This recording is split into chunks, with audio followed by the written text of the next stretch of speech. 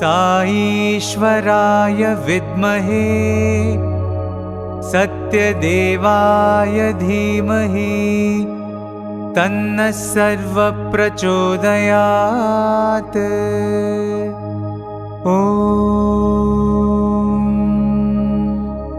साईश्वराय विद्महे सत्यदेवाय धीमहि तन्नः सर्वः प्रचोदयात्।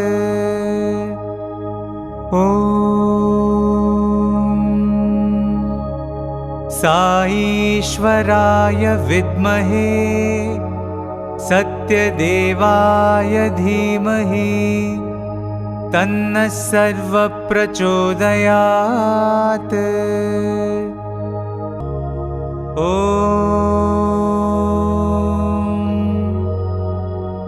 शान्ति शान्ति शान्तिः।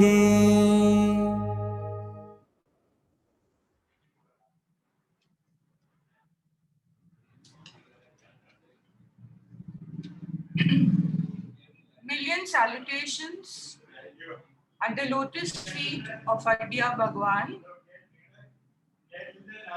Respected elders, dear children, speaker of today's session, Brother Sai Shravanam, and members of the Youth and Alumni Wing, a warm welcome and loving Sai Ram to each one of you. I now request Sister Rama Sampath, editor of the Sri Satya Sai Bal Vikas magazine and faculty, National Leadership Program, to introduce Brother Sai Shravanam, who will be talking to us on Matri Devo Bhava.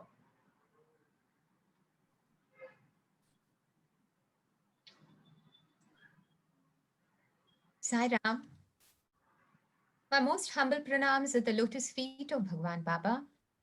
We are extremely fortunate to have with us Brother Sai Shravanam today with us. And he is a youth icon, a celebrity, and last but not the least, he is an alumnus of the Sri Satya Sai Bal Vikas Chennai. In fact, he wanted me to focus on the fact that he is more a devotee rather than on his achievements. It is really fortunate for us to have him with us because ever since his younger years, Sai Shravanam has been exposed to Bhagwan and has been the recipient of immense love and grace of Bhagwan. In fact, if you have God's love, you have everything else added on to you, and that is the story of Sai Shravanam. And what makes him a celebrity is he's a very skilled musician, and he's a music producer, and he's got expertise in sound technology. And he's also a child prodigy tabla player and an entrepreneur as well. But what is so unique about him is he's literally a combination of arts and science. In the sense, a musician who's got expertise in sound technology. In fact, it was for this that among the several laurels to his credit, he was conferred with the Yuva Puraskar by the Sangeet Natak Academy in 2018 for his exceptional contribution to the field of classical arts through music production and sound technology. And he was also credited with great honor as a sound recordist and additional engineer for his contribution to the Oscar-winning film Life of Pi, and for his multitasking expertise and his mastery over arts and science. He was credited for his contribution to this biopic movie, The Man Who Knew Infinity, on the legendary mathematician Ramanujan.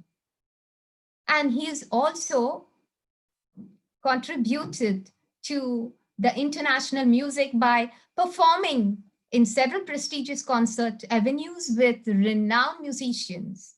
And in the Indian film music, he's worked with the legendary composers Rahman, and also the Maestro Ilayaraja. So now, like I told you, I'm not going to eat into Sai Shravanam's time now, right? And what I can tell you is we are going to look at his journey right from his childhood as a Bal Vikas student and the love that came from Bhagwan and what made him a great success in life. But the name Shravan always reminds me of the story of Shravan Kumar, who had great love and devotion for his parents. So let's find out whether there is a connect here as well.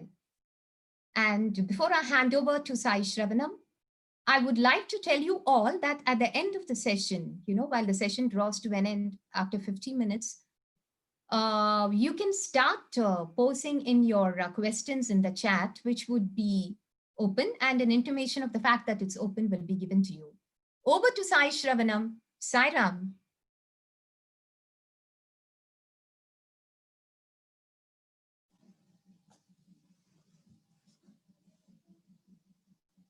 Om Shri Sai Ram. I hope everyone can hear me well.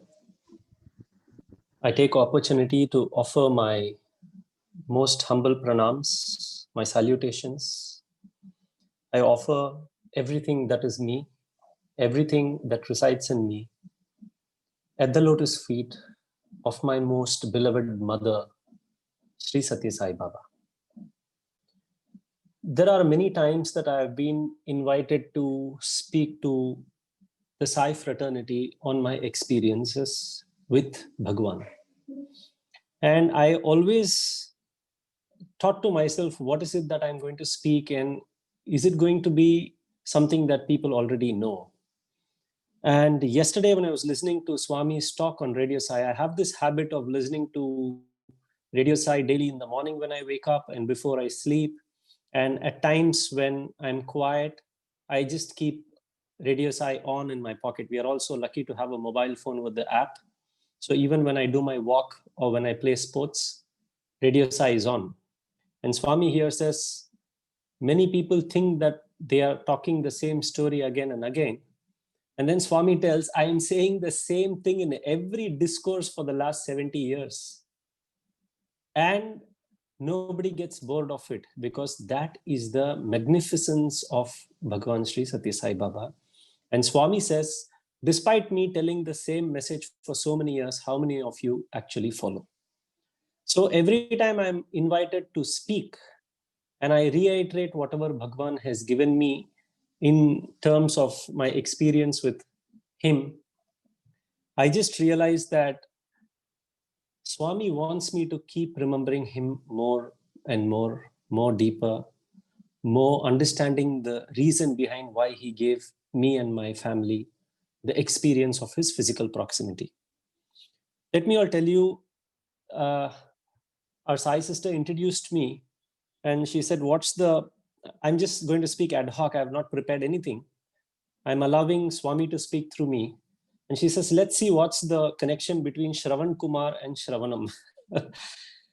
I have not thought that deep, but as she was speaking, this is what was the connection. When Swami had come to my studio in 2007, which is a small establishment in the first floor of my house, Swami asked me, what is the meaning of your name? And I said, Swami, Sai Shravanam means to listen to your name continuously, Sai Shravanam. And Swami said, no, I named you only Shravanam. Sai is what your family added. I didn't know it until then. Until about I was 27 years old, I didn't know it. And Swami said, Shravanam means to listen, to keep listening.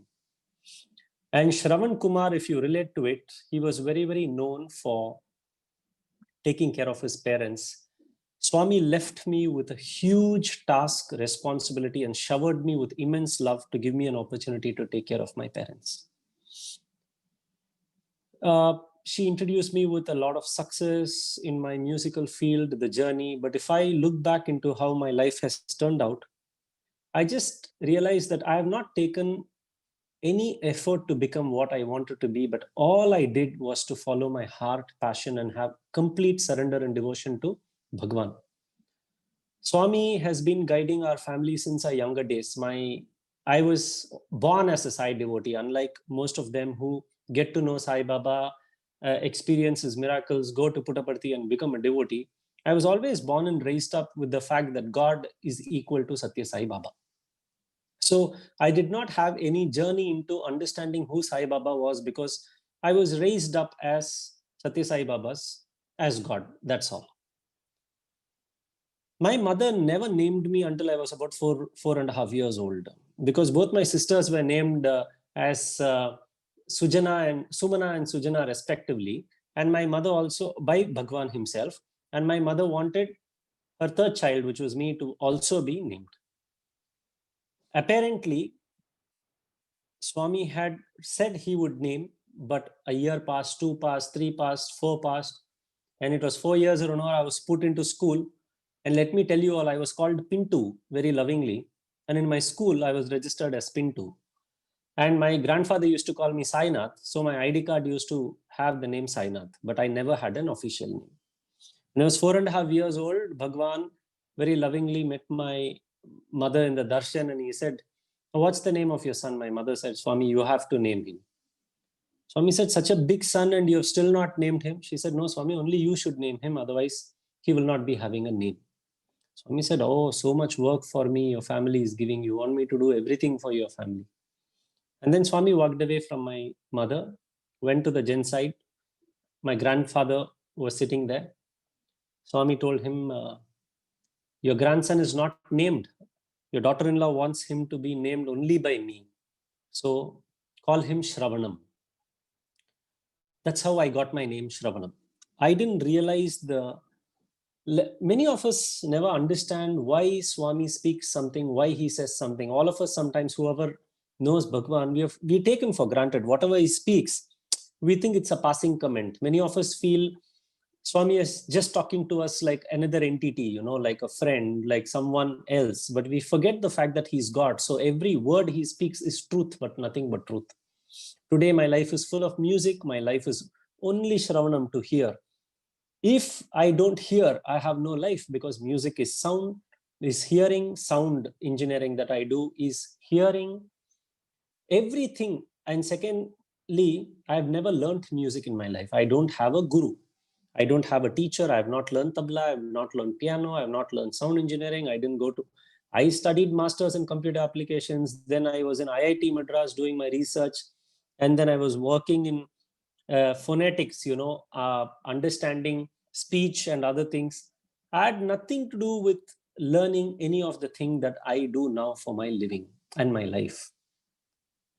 And when Swami came in 2007, he told me, "Oh, Shravanam, what is your name? Shravanam. What does it mean?" Sai Shravana, I said, "To listen to you." And he said, "No, to listen. See, I named you well. Today in your life, everything is about understanding sound, understanding what you hear. So that is why I named you Shravanam." And Swami was so proud. You should have seen his face. He was like, "See, do I name everyone correctly? See, your life is all about Shravanam." That was when I realized that my life was so full of just Sai glory without in realizing that it has been the undercurrent in my life. I will, because you're all young students, I will share with you how my life molded into what I am now. There are 2-3 things that are very, very important that I always share. My parents, coming from a typical Indian conservative, moderate family, always wanted me to study, finish my post-graduation and other things. But right from I was young, I was always interested only in music. I would be in Sundaram playing tabla. I would go to Puttaparthi. My life was all about music. I never wanted to study, to be very honest. I was not greatly into academics as well. I was just scratching through with 60 and 70%. And it was many years were rolling past. And after my 12th standard, I just wanted to discontinue my studies and just take up music. But my parents were wholly convinced that I should have a degree without which the society may not respect me. And they forced me to study. So I studied out of compulsion, to be very, very honest. But I had due respect that my parents asked me to study. So I finished my undergrads, and it was sometime in 2003 when I was doing my post-graduation, Bhagwan had given the Sundaram Bhajan group an opportunity to perform a music program. So I was playing keyboard, I was playing tabla, and I also was taking care of the sound all together in one single concert. So it was quite a bit of multitasking for people who were seeing. But at that time, I was so passionate that when passion actually takes you over, when you love something, when it is something very deep, you can do much more than what you think you can do. So just think, you have to manage the sound for the concert, you have to play the tabla, you also have to play the keyboard, and all of this in front of God. If you do this in front of somebody else, okay, you have confidence. One small mistake, you're making a mistake in front of God. It's not very, very easy. But that love for Swami, the drive to present a good music program to Swami, I did everything. I just given myself. The program went off very well. And after the program, Swami came and blessed us all very, very deeply. And then that was an opportunity for me to tell Swami, I don't want to study. I want to be doing music. Swami, I always wanted to be in the Parthi Prashanti Bhajan group to play tabla. For me, if I played tabla in Puttaparthi, I am... my life is made. I don't need anything else. That's all. One bhajan, and that's all. I've got all the awards in the world. I've played for God. That was and is continuing to be my deepest penance. So I told Swami, and then Swami said, what are you studying? And I said, Swami, I'm doing post-graduation, but I don't want to continue studying. And then you know what? Swami is just a reflection of your own parents. Swami always keeps saying, reaction, reflection, resound. Swami reflects exactly what you are and what your family is and what you need. We all take Swami's word as gospel, Swami said something to somebody, so it applies to us. It's not like that. Swami is a reaction, reflection, resound of our own selves. So what happened? Swami said, hey, you have to study. Only then society will respect you. Exact words that my parents told me. Swami said, no, you finish studies, you be in music, Swami will tell you what to do in your lives. I don't know if I got cut. I hope you're all able to, because some call came in. Yeah, can you hear me? Yes. All right. Okay, thank you. So what happened was Swami was, exactly reflecting upon what my parents told. And at about just the end of our conversation, Swami said, I will tell you what to do. You come to Puttaparthi, Swami will guide you. There it started. I finished my studies. Then my project was something that was very, very unique in my post-graduation. I took my master's in computer applications project as music production and sound technology. And my college said there was no guide for it. Nobody knows the subject, and how could you have a guide for you to finish your project? I said, I don't need a guide. I will just present a project. All you have to do is witness it. They said, no, you cannot do it without a guide. That confidence that Balvikas gave me, Balvikas gives you that kind of a training. Balvikas gives you that kind of self-confidence. Balvikas gives you good morals. It also gives you that kind of, a piercing sense of conviction that you can do something by yourself. When God is with you, where is God? God resides in you. So what I did, I bypassed my college and I wrote a letter to the Vice Chancellor of the Madras University saying, sir, I would like to do something, and this is the field that I wish to take. Why can't I do my project in it? My college denies me from doing it because there is no guide. But I had a lovely Vice Chancellor at that time. There was a letter that came back to me saying I can continue the projects of my desire. I ended up doing it and I got 600 on 600. I got a gold medal for my project.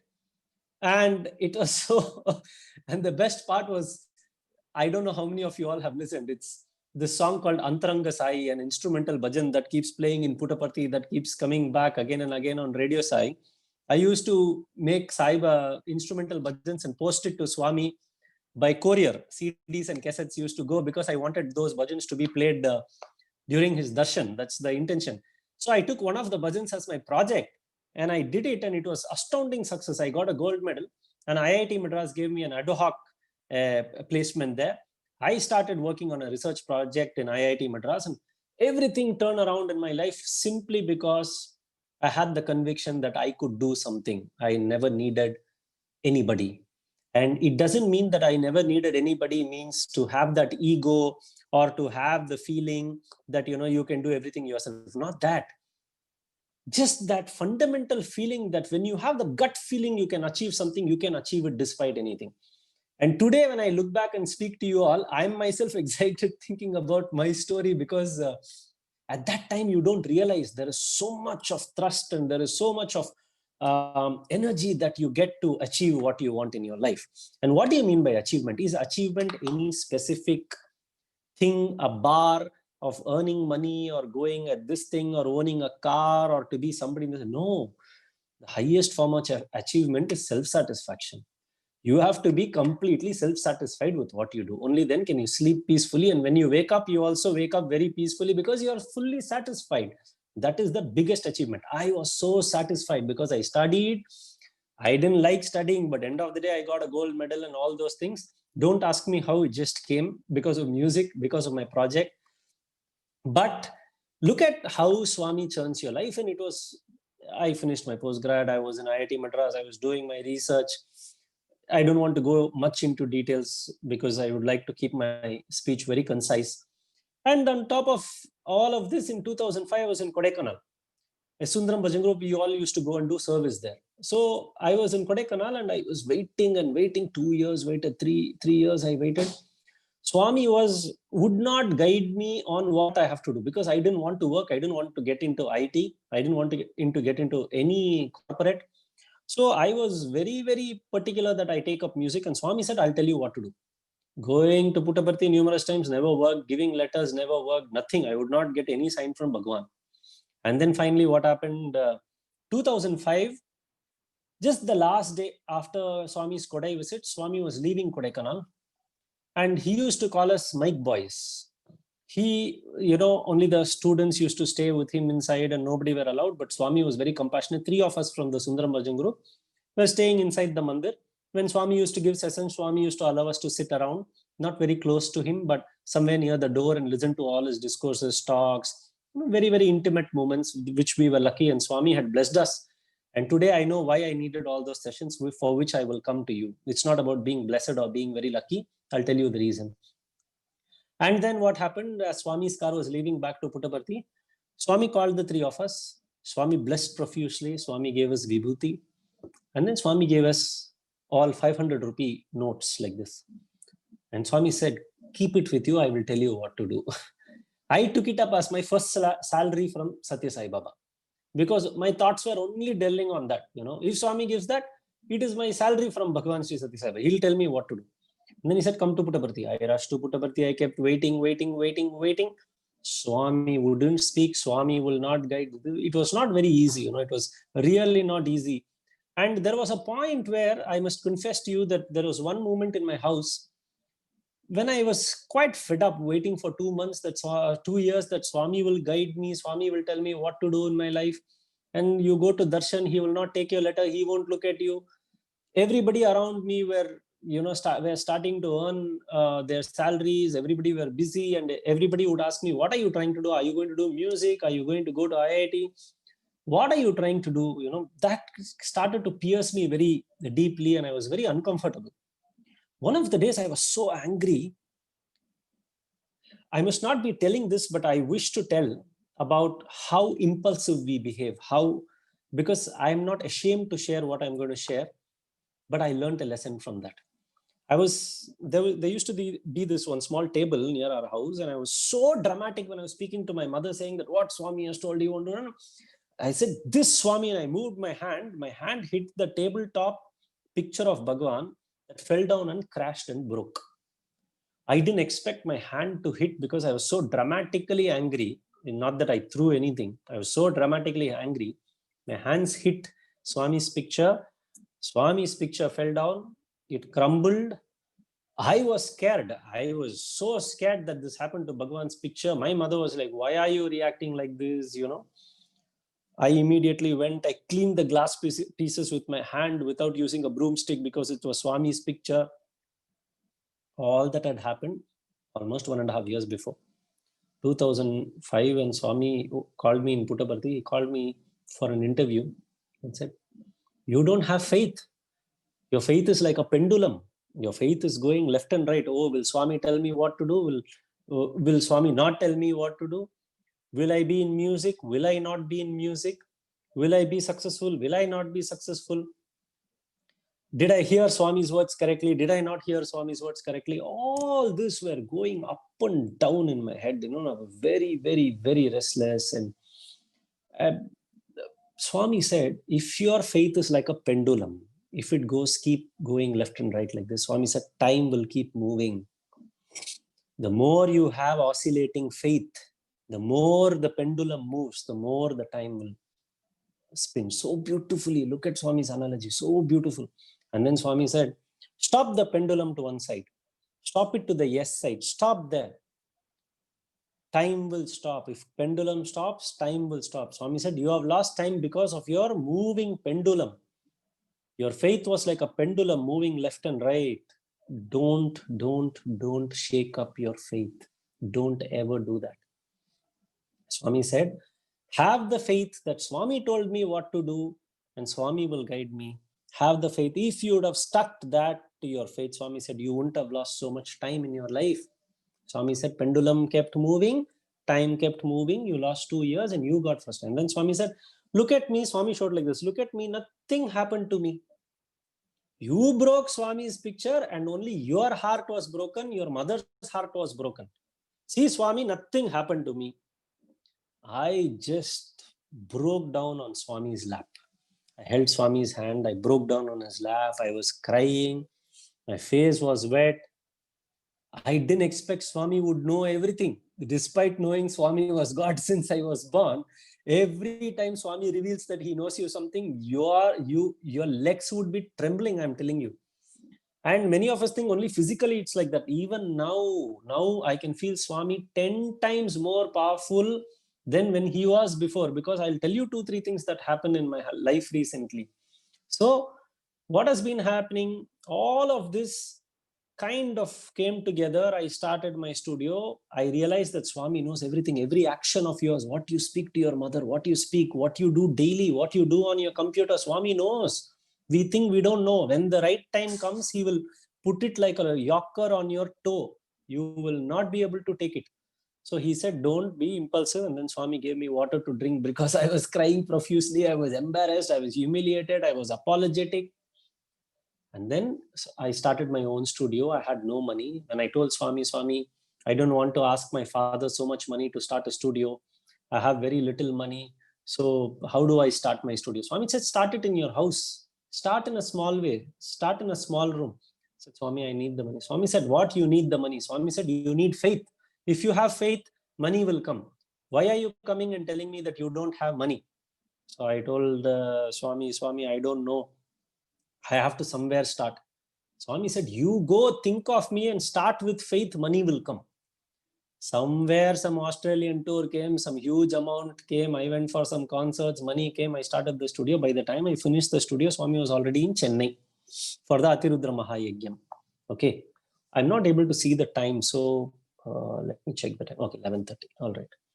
So Atirudra Mahayagyam, Swami had already come to Chennai. That was exactly when my studio was almost ready. Swami asked, 3 of us were there, and Swami kept asking us, what are you all doing? I didn't have a job. I left IIT Madras. I didn't take up a job. I just started doing the studio. I could not say anything. And Swami said, what are your salaries? We were the same 3 boys who were in Kodaikanal.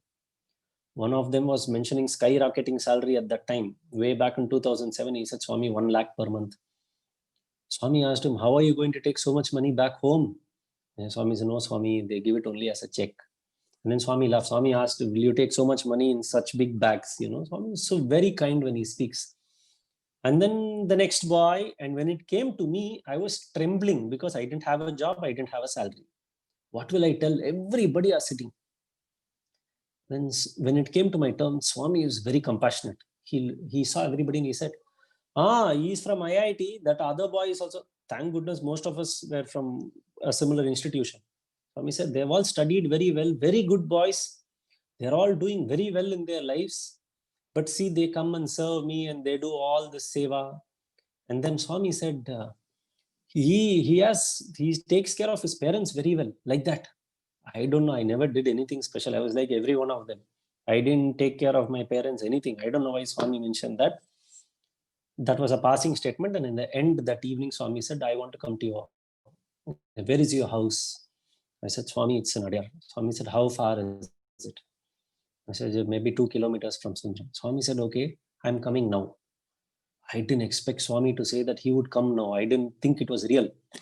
And then thought it was a passing statement and I left it. And then all of a sudden, the All India president then came and then he said, Shravanam, go to your house. Swami said he's coming now in the morning before the yajna. I called up my mother and said, Swami is coming home. And she was like, what do you mean? I said, yeah, Swami is coming to our house.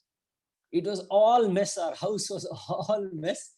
Quickly we came and we dumped everything in the car shed. There was this one dilapidated car shed. So we moved the sofa, everything, and made, because Swami comes with all the students, we need space. Our house was about 675 square feet. We had to accommodate everybody. We pushed everything inside our house into the garage. And by the time we could fix everything, Swami's car had come. Police siren, we could hear Swami came. And then, Swami is so amazing. We kept everything ready for Swami to come into our house. We pushed the car garage with everything. Swami's car came, stopped in the car gate. And the devotee who was driving for Bhagwan said, Swami wants to take the car inside the car shed. You tell me to which house has he gone and he has given this instruction. When we open the car shed, it's complete dump yard. See, that is what Swami is. He is uncertain. You just can't know what happens. You will not believe, we don't know how the power came. All of us just pushed as if, you see in English movies, all of us came together and pushed one big bureau and sofa and everything in one shot. There was just enough space for that little Swami's car to come in. Swami came and then he looked at me and he was smiling at my mother. My mother was singing Avo Avo Sainatha bhajan. As he was entering, my mother was very blissfully singing by herself. I didn't expect. She was so happy seeing Swami coming. She was just singing bhajan and Swami was putting talam and going on looking at her face. And then he saw me and said, business enge, where is your business? I could not relate to what business was or whatever. I was just starting a studio. I said, Swami, Swami, house is down and studio is upstairs. Swami said, come, let's go up to the stairs. I had a ramp. Swami came up the ramp and Swami said, Eduk ramp? Why did you have a ramp? And then,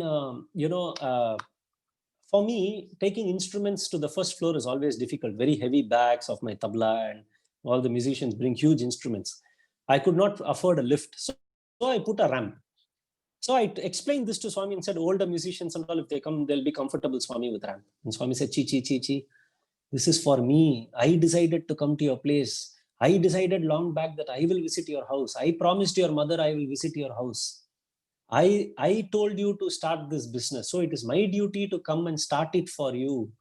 And then Swami said, see, I can't walk. I'm in a wheelchair. So this ramp is for me. Very lovingly, he said. I still, as I speak, my eyes go moist. It's so incredible that Swami plans everything only by his will. We cannot do anything. Like a fool, I was telling it's for musicians and for old people. That thought of doing a ramp was given by Bhagwan. We assume something, but the thought is his. So nothing that we think, nothing that we speak is ours. Swami came to the studio, blessed me. He asked about the speakers. He asked about the computer. He asked me, how did you do? At that time, I used to buy very old second-hand wood because I could not afford very new wood. I used to go to the harbor and buy all the cargo packing wooden materials and bring, and that's how I made my studio. Swami mentioned that as well.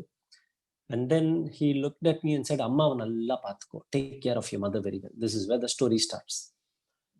So, and then he asked my mother, Enama, how is your son? Does he take care of you? How is he with his sisters?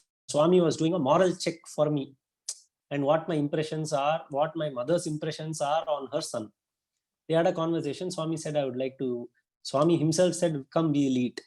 And we had made some things for Swami, very simple home food. Swami lovingly was having food. And I had a question. Swami asked me, Enna Chanchalam, what are you thinking? So I was thinking, Swami is doing Atirudra Maha Yajna. People are doing all these yajna, going to temples, puja. For me, I used to buy a 300 rupee bus ticket, go to Puttaparthi, have Swami's darshan. I see God. Why am I doing all these rituals and do, all these things? So I told Swami, When you are there, why should I participate in anything? All I need is Satya Sai Baba. Swami said, no. You don't need to call Allah, Yesu, Buddha, Mahavir. Swami named, Swami, Allah, Yesu, Rama, Krishna, like that. Swami said, yes, Sai, why do you need Satya Sai Baba? Swami said, you don't need to call any names.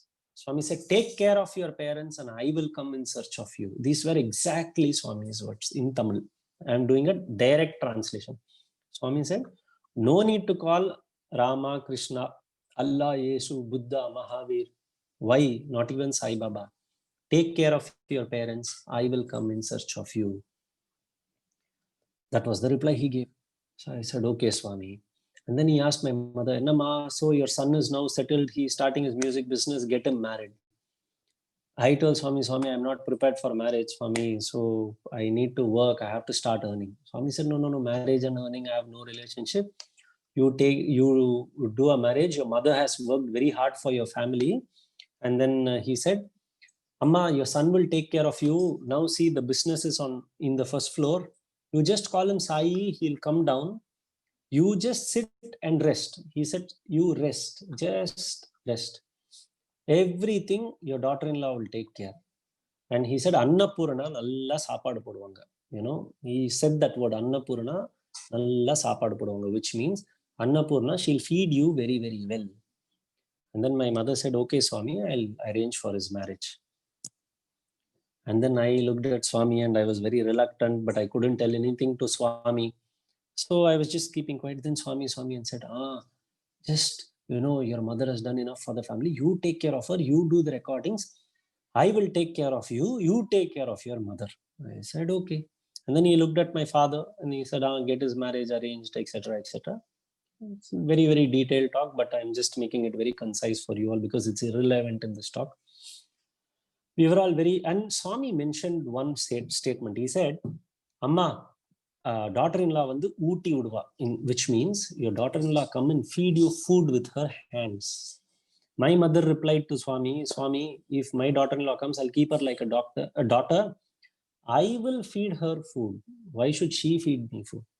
Then Swami said, it's okay. You enjoy, you think of me. All you have to do is remember Swami in your life. You have done all your duties. Time went, time passed, and what happened?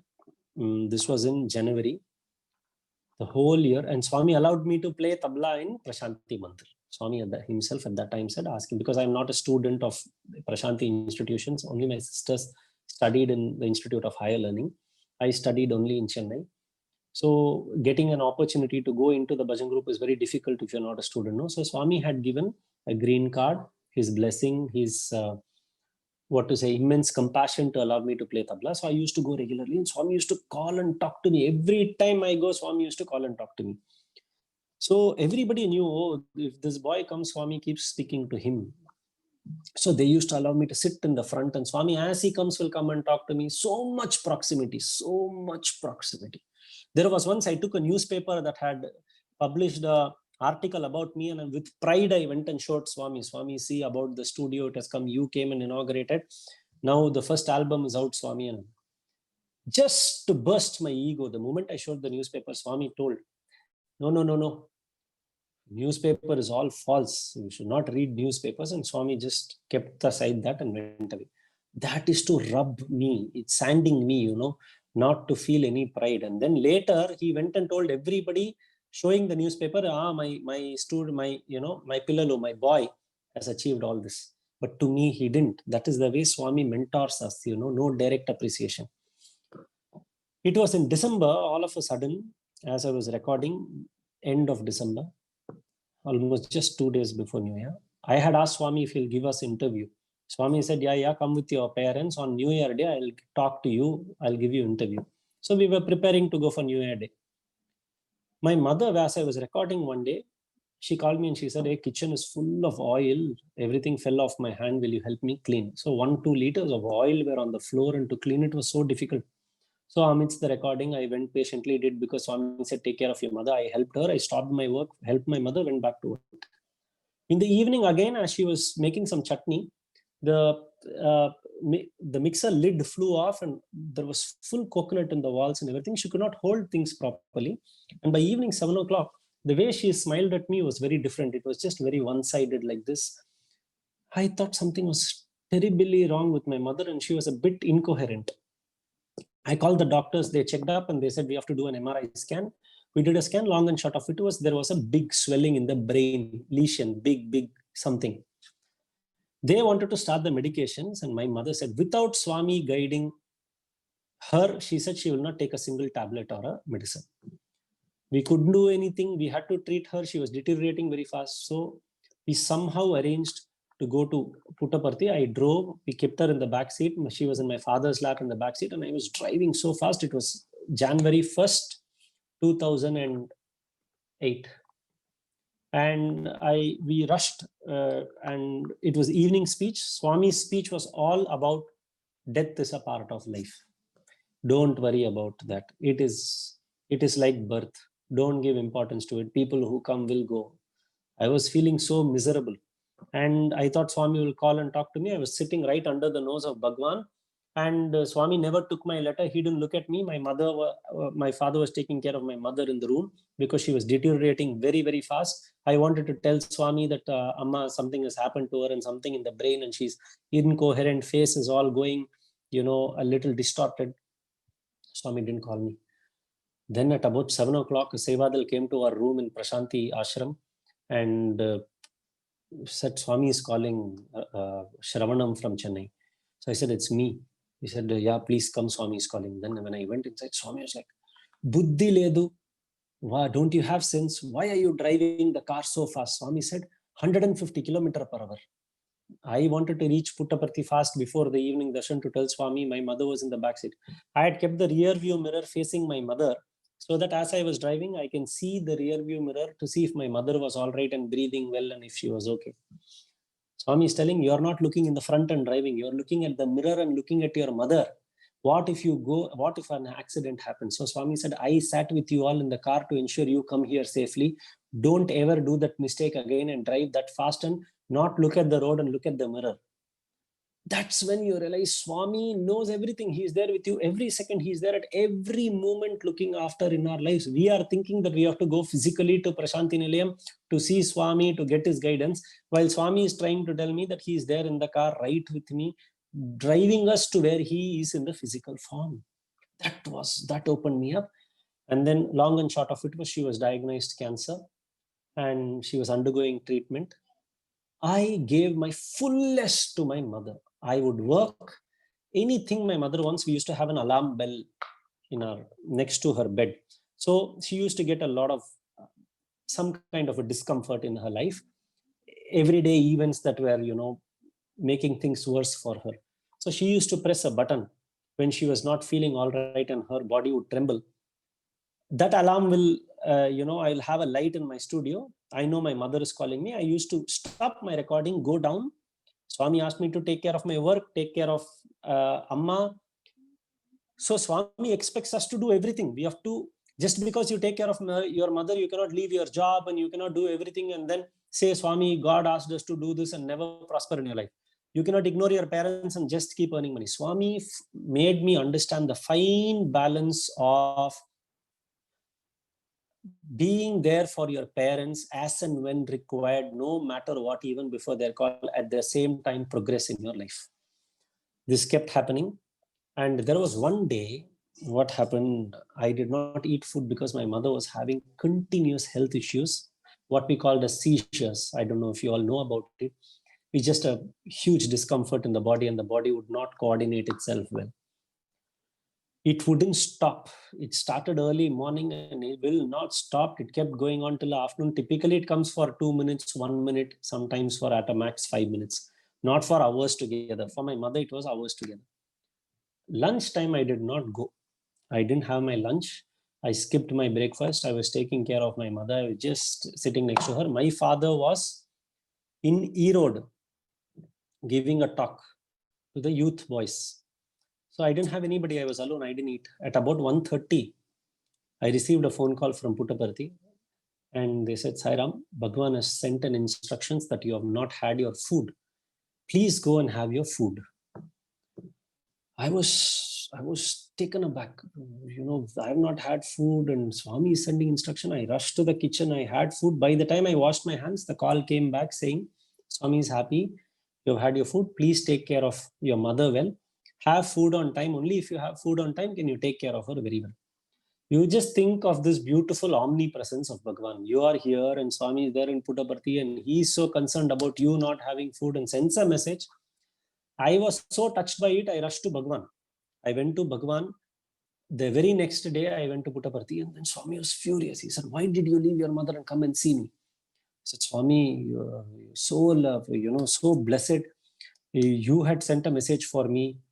And then Swami said, no, never leave your parents and come to Puttaparthi to see me. Swami said, if you take care of your parents well, I will come and see you. Swami said, I know that you have not had food and I am with your mother only because you are taking care of her. If you leave her and come to me, I will not come to you. These were his exact words. I'm again repeating, if you leave her and come to me, I will not come to you. Which means if we leave our parents, if you leave your mother or father and go away somewhere without respecting them, without taking care of them, Swami is very clear. He does not want to look up to you. He will look up to us only if we look up to our parents. This is the fundamental rule that we must understand as Balavikas children. And the greatest blessing we have is we are Balavikas students. So this has been told to us. Only thing is we all have to follow it. There was another one instance where I went for a Shivratri bhajan. I left my mother in the room. It was about 5:30 in the morning. I wanted to go for Aarti. For Shivratri, I've never missed in Sundaram. I went there, and when I came back, my mother said, hey, Swami is just leaving. Ask him if he wants water. And she was suffering from brain cancer, so I thought she was just hallucinating. So I said, no, ma, nothing, you sleep. And she said, no, I'm not blabbering. Swami just left our room. Just ask him if he wants water. I could not get up and give him water. My hands and legs are not working. Then I thought my mother was really hallucinating. I said, I just kept quiet. I left it. 1 week later, when I had to go to Puttaparthi, Swami said, you are going to Sundaram for bhajans. I had to leave everything, go to your house. And my mother also mentioned, Swami was sitting next to my leg. He asked me how I am. Swami was limping and walking. Swami, nobody was there to hold Swami. All that she was telling, my mother was telling me. And she said, I wanted to give him water. Swami replied, your son will come, don't worry, he'll give me water. And Swami sat for some time and then Swami left. And Swami narrated exactly the same thing to me in the interview room. Swami said, you went off to Sundaram for bhajans, leaving your mother alone. Who will take care of your mother? Who would expect this? Just think Swami's omnipresence. And then you know what Swami said? Swami said, I could not even walk properly. So I had to hold the bed and walk, and I was sitting next to your mother's leg. Very, very clear, exactly what my mother told. Swami said, don't leave your mother and go for any bhajans. Take care of your mother. I will come. So this is the second time Swami proved to me that he is omnipresent. Long and short of it was all the love that we received from Bhagavan is only because of the love that we give to our parents. As I said, Bhagavan is reaction, reflection, resound. Meaning, Swami will only take care of, that is, Swami will only take care of us if we take care of ourselves and if we take care of our parents and things around us. We always think that, oh, God will take care of us if we pray to him. But if you are not responsible in your life, in your family, in your profession, in whatever you do, then how does it matter to Swami? Swami, and at the end of the day, Swami resides in us. Swami resides in everybody whom we look up to. Parents, Swami said parents. What is parents? Pay rent to them all your life. That's why they are parent. See, Swami has explained this so beautifully to all of us, isn't it? So, whatever I have experienced in my life is only because of the opportunity Swami gave me to take care of my parents. And I did not compromise on my work in my studio. I used to work and also take care of my mother. Years rolled by, Bhagavan has left us physically, but he is there with us, taking care of us at every instance of time. I'll tell you one episode which I've not shared very much before. I had a very, very big offer internationally to take care of a very, very important international company that does Hollywood movies. They wanted me to take care of the film music division and asked me to migrate. Swami was very, very clear to me, saying that you work here and take care of your mother. So every opportunity that comes to me, I have never left this house or this little studio that I have upstairs. And whatever I do only from here, because I take it as an self-assumed Swami's instruction. When this opportunity came, I didn't know what to do because it is life-changing. I could have been very successful just taking up that. I could have migrated to another country and have earned so much money, but I was in such confusion. I had to write to them. I didn't know what to write to them. I prayed very deeply in my studio, and I went to the first floor where there's a big Swami's picture. I went to the first floor. I told Swami, somehow give me an indication that you are there with me. And whatever I feel, I will do, but I need your presence. The next day morning, when I got up and I went to my studio, before switching the light, I was just holding my hand on the desk and something was very powdery on the desk. The first thing that goes in my head is termites that will eat the wood in my studio. So I immediately switched on the light, and when I saw the table, it was full of vibhuti. Can you believe it? Now, very recently. At that time, it didn't even occur to me that the vibhuti is materialized or whatever. I thought it is some dust from the wood. So I started, cleaning it. I didn't realize, but because on the wood, I didn't realize it was vibhuti. It was all the same color. When I took my hand, that smell and everything was this thing. I thought somebody, my father or my wife would have come up to the studio, but they can't come because the key is with me. I went down and I asked them, did you all come to the studio? Did anything happen? I said, no, why should we go up to the studio? We don't have the keys. That's when I realized that it was my own prayer. Swami had to tell me, I'm here with you. So what I did not take up any offer. I decided that table in which vibhuti came, that is where I'm going to work. And I continue working there. As you all know, the pandemic is happening. You all must be aware that all of us are in distress. We are all meeting each other on Zoom. We don't get to see each other. We don't get a chance to hold each other and say Sai Ram. I was one of the victims of the pandemic. I have not told this outside.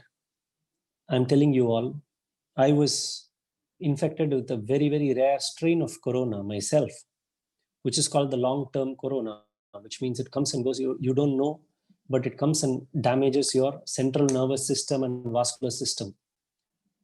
I have been dilapidated in my bed for months and months now. It's now 6.5 months.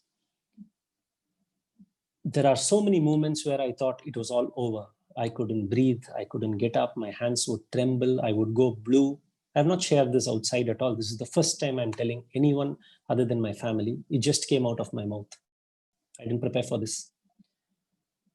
This is the time where I realized when I was in my bed that all the name and acclaim that you have can go off like this as a water bubble. Everything is history. You will not be there the next second in your life. Forget about the experience of Swami's presence. Just understand the fact that whatever you think you want to achieve in your life, whatever you want to do later in your life, doesn't make any sense. It's just one snap. If Swami doesn't want you to be there in your physical body, you will not be there. My whole family underwent distress because we didn't know whether I was going to pull through or not. It is 6.5 months and I still have lingering symptoms in me, which leaves me so uncomfortable. But this is the time where so many of them have asked me to keep talking about Swami again and again and again and again. Every week somebody calls me and says, sir, share your experience. Every time I know it is not that I am going to share you a story to inspire you all. Swami wants me to remember him because my body should heal. My body should heal.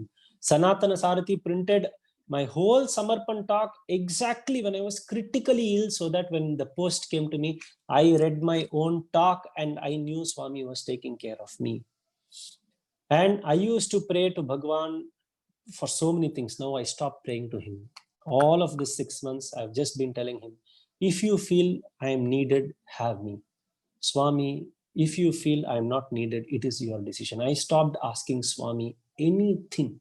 I stopped asking Swami about cure. I stopped asking Swami about give me this. I stopped praying to Swami anything, because this 6 months, this pandemic has taught me, because I was affected with it. I had seen death 3 times in the last 6 months, and I just missed it. I kept living, and I'm here to talk to you.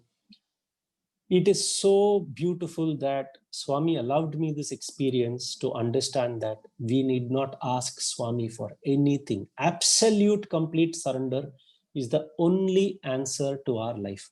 Second point, never leave your parents astray. Please be with your parents no matter what, because end of the day, we are there only because parents have given us a life to live in this body, and it is our duty to take care of them, because end of the day, it is with their love, it is who we are. Do not judge them. Do not question them. Whatever they do, don't question them, even if they are wrong. For the number of years they have taken care, for the number of hours they have spent cooking food for us and helping us be what we are with our eyes, ears, nose, mouth, and body, please just accept them as they are. Number 3, anything you achieve, whatever you do, only for the other human being kind and for the society, it is success and achievement. It is just one snap of a finger. If you don't breathe, all of that is history and makes no sense. Fourth most important point, nobody is indispensable. Everybody can be replaced by another person. Nobody is special. That if this person is, especially for Swami and Satyasai work, I'm telling you, don't think that if we are not there, nothing will happen. If you are not there, there will be another somebody who will come and do much better than us. It is our own assumption that we are doing this, we are achieving this, because of this Bal Vikas is happening, because of this Bhajan group is happening, because of this we are serving Swami, I am this, I'm that. No. Swami's work will keep continuing no matter. If you attend Bal Vikas, it is for your good. If you don't attend Bal Vikas, it is nothing to do with Swami. It is you get the benefit of attending Bal Vikas. You get the benefit of going for bhajans and attending Swami's work. And we all must remember that every day is what you have to live. Forget about the past. Don't worry about your future, because I realized in the last 6 months that we may not be there for tomorrow to worry so much, who knows? So every day, be happy. Every day when you wake up, remember Swami just once, maybe just chant one Sai Gayatri or just say Sai Ram. Why? Just spend 2 seconds, fold your hands, Sai Ram Swami, my day is starting. That's all. Before you sleep, all you have to do, Swami, thank you, Swami, this day went well. Swami, thank you, I'll sleep well. That's all. Don't need to ask him anything. You don't need to expect anything. Just report to him. He knows what you have to do in your life. He knows your past, he knows your future, but we know only our present. So make your present very beautiful. Daily be happy, be joyous, take care of your parents, take care of yourself, take care of everyone around you. Forgiveness is the greatest, what do you say? It's the greatest quality you can have in your life. Whoever makes mistake, whoever hurts you, whoever they are, just forgive and move on, because all you have is only today to live. We don't know our tomorrow. Don't worry about what you did day before yesterday or yesterday. It is of no relevance. So with this, I close my talk. I think I've reached exactly 1 hour. I see some chat that says post your questions. I don't know if I'm fit to answer your questions. If at all there is any question, I'll try to answer. I pray to Swami that he answers all your questions. I thank everyone who has given me an opportunity. There's this question that says, is your mother all right now? I lost my mother just 1 year after she was diagnosed of a brain cancer. But wonderful question, which leads me to another truth, is that nothing is inseparable in your life. Your own mother and father will one day go away. But what will stay back with you is the love of theirs and the love of Bhagwan that is there with you. We are also attached to the body, but at some point in time, everybody has their journey they have to leave. So for my mother, Because of my mother, we received proximity of Bhagwan. Because of her love, Swami kept her so close to him. The love of Swami became much larger than the physical presence of my mother. Our whole family is so thankful to Bhagwan that because of my mother, we understood who Satya Sai Baba was and what his teachings were, rather than holding on to the attachments we have in our physical selves. Anyway, I once again thank every one of you all who allowed me to speak here in this August forum. I thank Bhagwan for giving me this experience to share with you all. You need not go and tell everyone that I had fallen sick, but I had shared with you a truth that just spilled out of my mouth, because I realized that the more I speak to him, the more healthy I become, the better my health is, and the more I can serve Bhagwan. And let us all pray that all we have to do in our life is to serve Bhagwan, which means to serve the community, to serve ourselves and take care of ourselves. With this, I end my talk. Jai Sai Ram. Yes, this is the very same house that I'm staying. Yes. Sai Ram, we are extremely grateful to Swami for bringing you to us, Brother Sai Shravanam, Yes. and having inspired us with real life experiences as to how your love for your parents, how it's important for us to love our parents so that God finds us, and also telling us how we need to maintain a balance in life. That's very, very important. And your fight with this dreaded corona, and how Swami's faith and surrender helped you to sail through this. There is one question I'm seeing as to somebody has asked. I want to ask that how did you find God? Somebody says, I know this is, you share a very lovely true story, but how did you find God? Somebody says. Okay, I will answer this. I have a very nice answer to this. The day you see God as somebody different from you, that's where your problem starts. Look at the question, how did you find God? As if God is another entity, as if God is someone else to whom you have to find, and then you keep him above you, and you are here and you find him and you try to understand him. No, Swami in the interview room one day called me, and Swami said, I told Swami the same things. This question has come from Swami himself to me, because I have to answer this to be very truthful. In the interview, Swami told very clearly to me, Swami said, I told Swami, I should realize you, I should realize who you are. And Swami said, you have kept me here and you are here. And you are having this gap between you. Swami showed the hand like this. You are having the gap between you and me. Swami said, as you grow higher, if you still have the gap that God is somebody else, it seems the gap will keep moving only like this.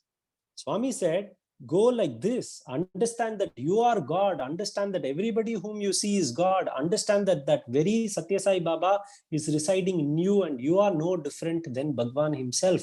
And what is that God? God is truth. God is love. God is faith. God is giving everything of yourself for your life. If you're lovingly speaking to someone, the happiness you get is God. That is Satya Sai Baba.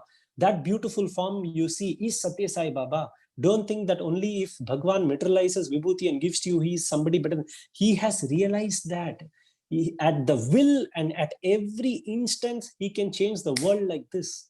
That is Swami. He is an avatar.